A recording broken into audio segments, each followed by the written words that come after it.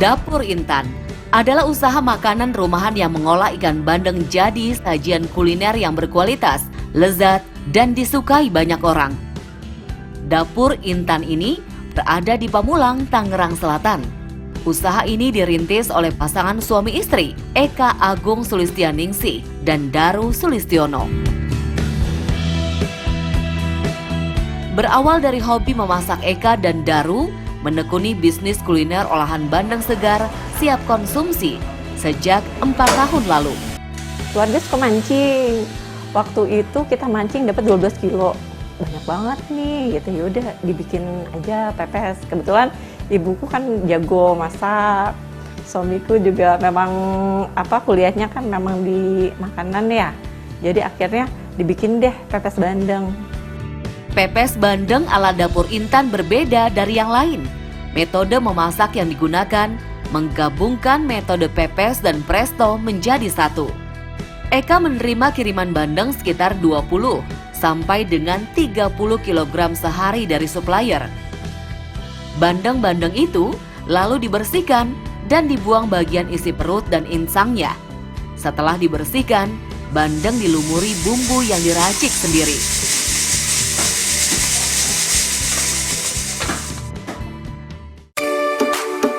Kuliner lain yang tak kalah memikat adalah es krim buatan SHku. Es krim lezat ini kreasi Irawati Syarif.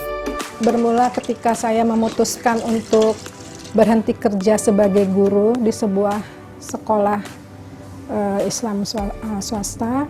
Ide itu muncul dari kerinduan saya kepada murid saya, karena dulu saya mengajarkan bagaimana membuat es krim sederhana.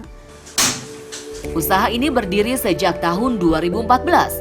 Sejak awal mereka konsisten memproduksi es krim terbuat dari susu sapi murni, buah asli, dan gula pasir, tanpa pemanis buatan dan tanpa pengawet.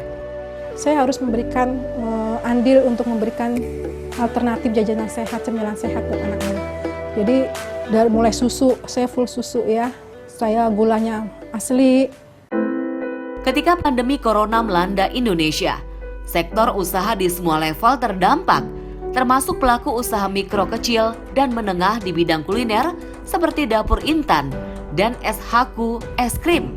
Yang benar-benar sempat merasakan itu sekitar 2-3 bulan benar-benar nol. Itu yang saya rasakan. Biasanya saya mendapatkan yang paling besar itu dari hajatan. Waktu awal-awal iya sempat agak turun ya. Jadi pada saat pandemi itu memang ada beberapa bahan baku yang naik ya. Tapi kita malah nggak naikin harga jual sebenarnya. Karena kita berpikir kalau misalkan naikin lebih mempersulit lagi untuk customer mendapatkan produk kita seperti itu. Jadi memang ya paling marginnya kita aja yang lebih tipis seperti itu.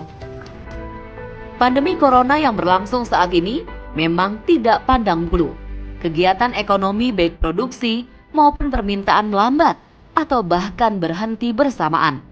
Kesempatan Eka dan Irawati Syarif untuk bangkit hadir saat Kemenparekraf memfasilitasi para pelaku ekonomi kreatif.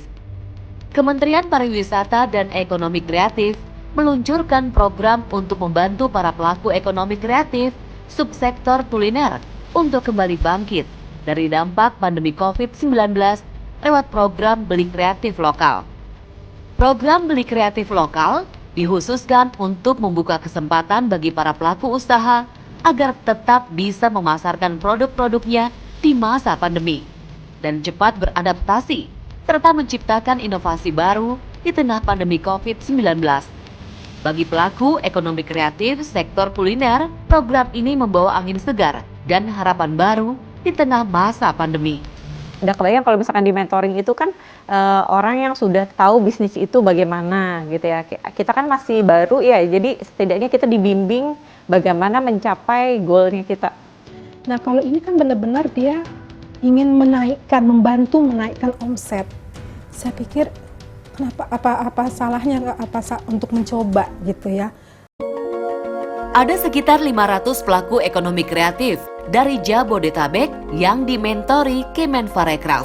Mereka mendapat pendampingan secara online, strategi promosi digital, membangun jaringan penjualan, bersinergi dengan mitra platform lain, iklan gratis di Facebook dan Instagram, pembiayaan modal, dan membantu pendampingan dalam pendirian badan hukum UMKM dan pengurusan sertifikat HAKI atau hak kekayaan intelektual.